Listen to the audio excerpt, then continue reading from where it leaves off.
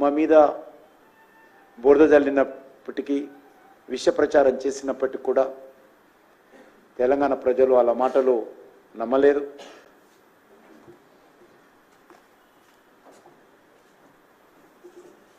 మోడీ పైన బీజేపీ పైన పూర్తి విశ్వాసం ఉంచడం జరిగింది.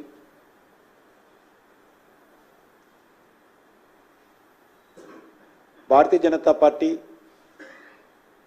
తెలంగాణ రాష్ట్రంలో ఈ ఎన్నికల ద్వారా తన బలాన్ని పెంచుకోవడం జరిగింది. ఒక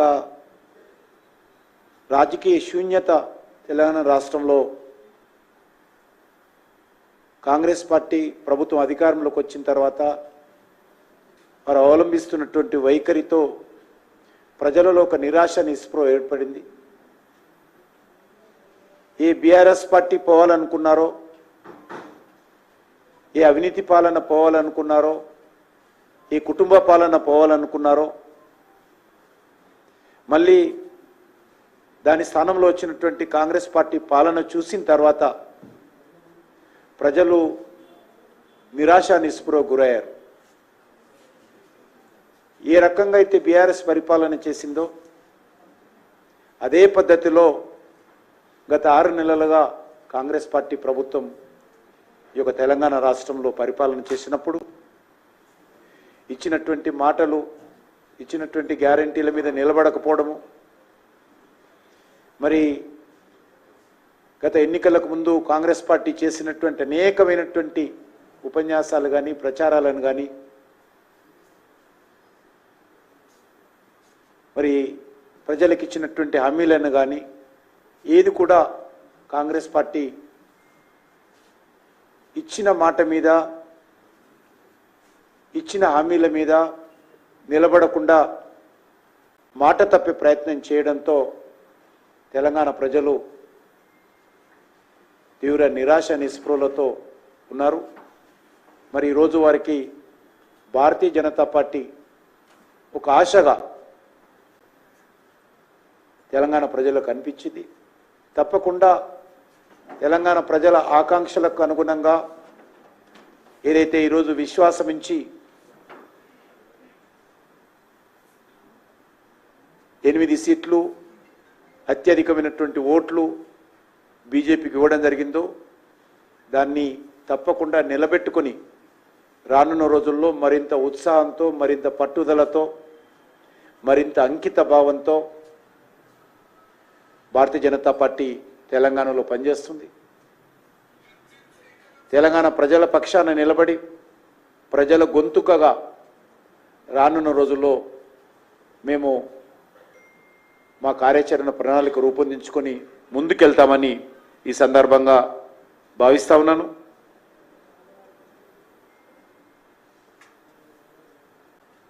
ఈరోజు భారతీయ జనతా పార్టీ తెలంగాణలో ఒక ప్రత్యామ్నాయ రాజకీయ శక్తిగా ఈరోజు చాలా స్పష్టంగా ప్రజల ముందుకు రావడం జరిగింది. 6 నెలల క్రితం వరకు 10 సంవత్సరాల పాటు పరిపాలన చేసినటువంటి బీఆర్ఎస్ పార్టీ ఎన్నికల్లో పూర్తిగా తుర్చుకుపెట్టుకుపోయింది. కనీసము ఒక సీటు కూడా రాలేదు. వాళ్ళ కంచుకోటగా చెప్పుకున్నటువంటి మెదక్ సీటును కూడా ఈరోజు భారతీయ జనతా పార్టీ బద్దలు కొట్టి అక్కడ జెండా ఎగరవేయడం జరిగింది. అంతేకాకుండా నేను కాంగ్రెస్ పార్టీ ముఖ్యమంత్రి కూడా కోరుతా ఉన్నాను. రెఫరెండం అన్నాడు ఆయన, మేము దానికి స్పందించలేదు, అది వేరే విషయం. కానీ ముఖ్యమంత్రి ఎవరు అడగకముందే నా పరిపాలనకు రెఫరెండం అన్నాడు. మరి ఈరోజు కాంగ్రెస్ పార్టీ 50% సీట్లు కూడా రాలేదు. కాబట్టి ఏ రకంగా దాన్ని రెఫరెండంగా తీసుకుంటాడో, మరి ఏమి ఆలోచన చేస్తారో తెలంగాణ ప్రజల ముందు చెప్పాల్సినటువంటి అవసరం ఉంది. ముఖ్యంగా మనకు తెలుసు, కాంగ్రెస్ పార్టీ ఫేక్ వీడియోలు తయారు చేయడము, ప్రజలను రెచ్చగొట్టేటువంటి ప్రయత్నం చేయడము, అసెంబ్లీ ఎన్నికల్లో ఇచ్చినటువంటి గ్యారెంటీలు పక్కన పెట్టి కొత్త గ్యారెంటీలు ఇవ్వడము, ఇవన్నీ చేసినప్పటికి కూడా మరి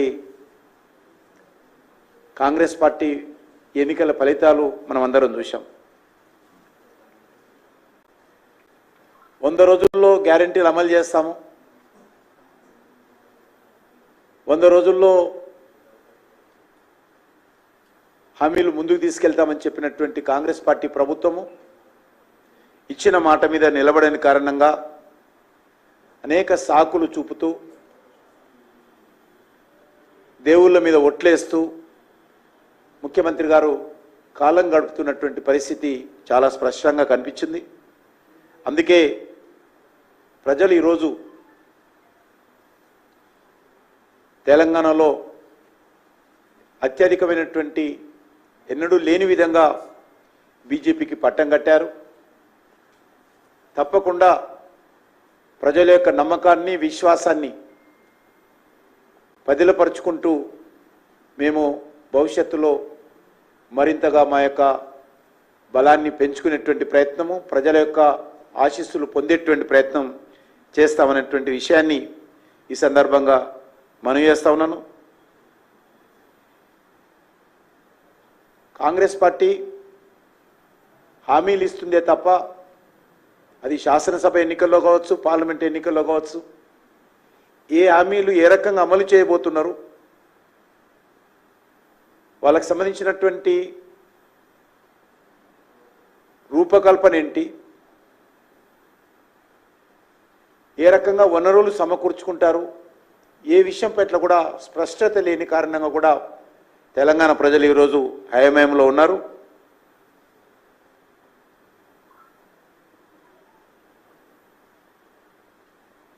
కానీ వచ్చినటువంటి 6 నెలల లోపలనే కాంగ్రెస్ పార్టీ యొక్క ప్రజలపై ఉన్నటువంటి విశ్వాసం ఏదైతుందో ఈరోజు పోగొట్టుకుంది.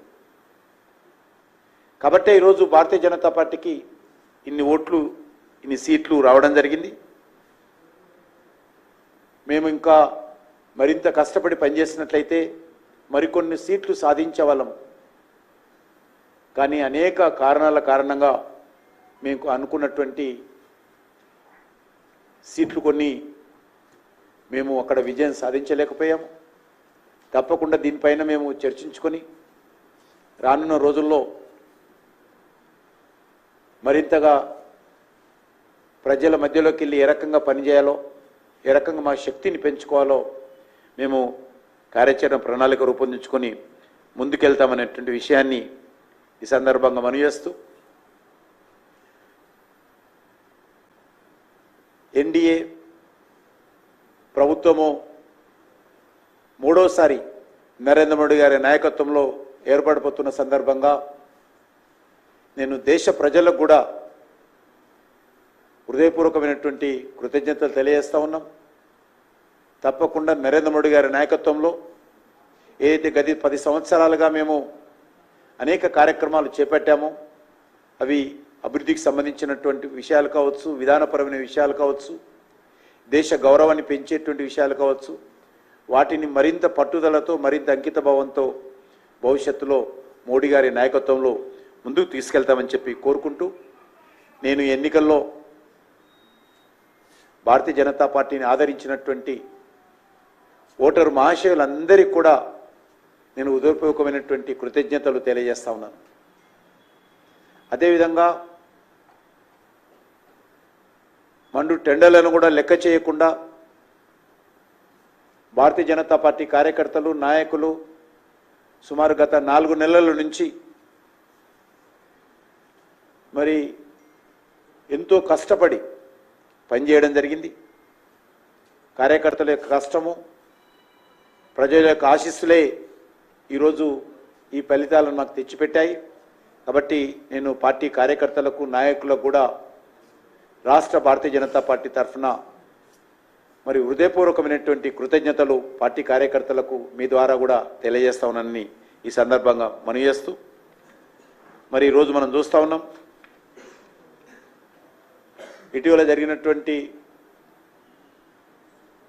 4 రాష్ట్రాలలో ఎన్డీఏ భాగస్వామ్య పార్టీల అధికారంలో రావడం జరిగింది.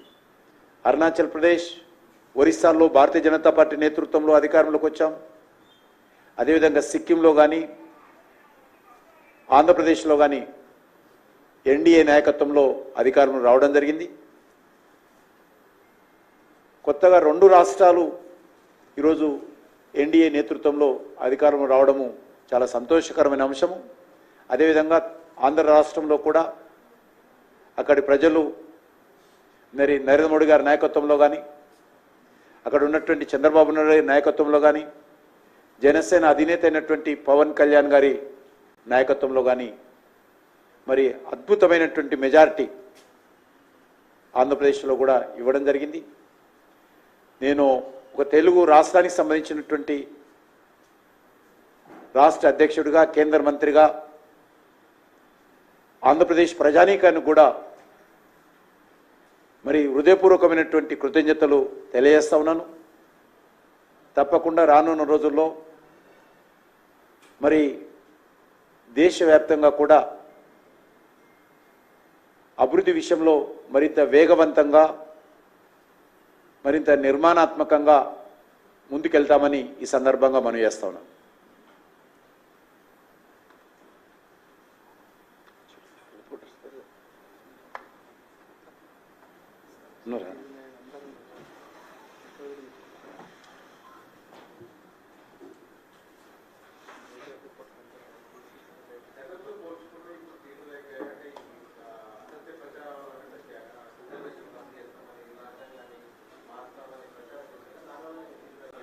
మన దగ్గర తగ్గలేదు కదా, మరి ఇక్కడ కూడా అక్కడికంటే ఎక్కడ ఎక్కువ వేశారు. ఇక్కడ ఓవరాల్గానే అంటున్నాను నేను. అదే కారణం అని కాదు, అనేక కారణాలు ఉంటాయి. ఉదాహరణకు సికింద్రాబాద్లో కాంగ్రెస్ పార్టీ ప్రధాన పోటీ కాదు నాకు. అక్కడ కాంగ్రెస్ ముసుగులో మజ్లిస్ పార్టీ ప్రధానమైనటువంటి పోటీ సికింద్రాబాద్లో.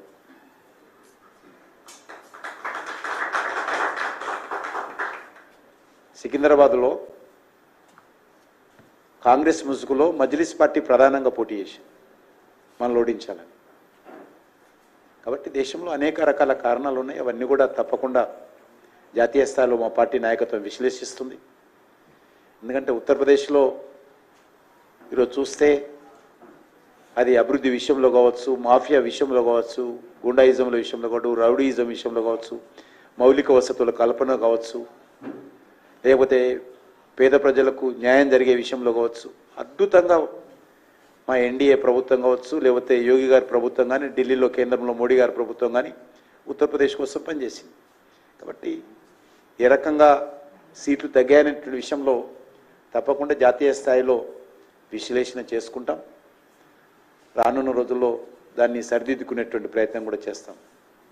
అనేక రకాల తప్పుడు హామీలు ప్రజలకు ఇచ్చారు. కటాకట్ ప్రజలకు నెలవారీగా డబ్బులు ఇస్తామని మభ్యపెట్టేటువంటి ప్రయత్నం చేశారు. మనం చూస్తున్నాం ఇప్పుడు వాళ్ళు ఇచ్చినటువంటి కర్ణాటకలో హామీలు ఏమైనాయి, హిమాచల్ ప్రదేశ్లో హామీలు ఏమైనాయి, తెలంగాణలో హామీలు ఏమైనాయి. ఈరోజు దేశవ్యాప్తంగా ఒక రాష్ట్రానికే దిక్కులేనటువంటి పరిస్థితులు ఉంటే, ఇంత పెద్ద 140 కోట్ల దేశం ఉన్నటువంటి జనాభా ఉన్నటువంటి ఈ దేశంలో వారు ఇచ్చినటువంటి హామీలు మరి ప్రజలను మభ్యపెట్టేటువంటి ప్రయత్నమే తప్ప వాస్తవంగా అమలు జరిగే హామీలు కావు.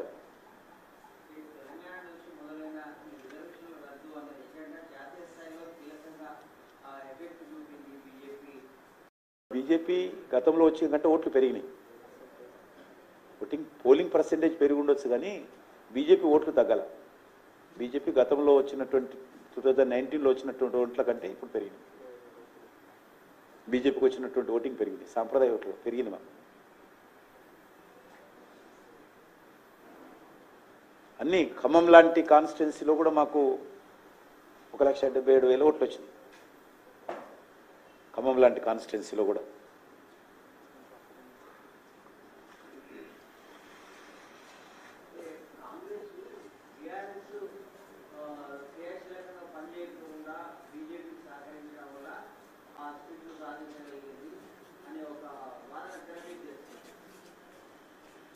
మరి వాళ్ళు ఎందుకు గెలవలేదట?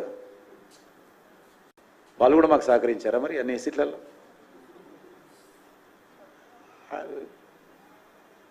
ఆడలేక మధ్యలో తోడంటారు కదా.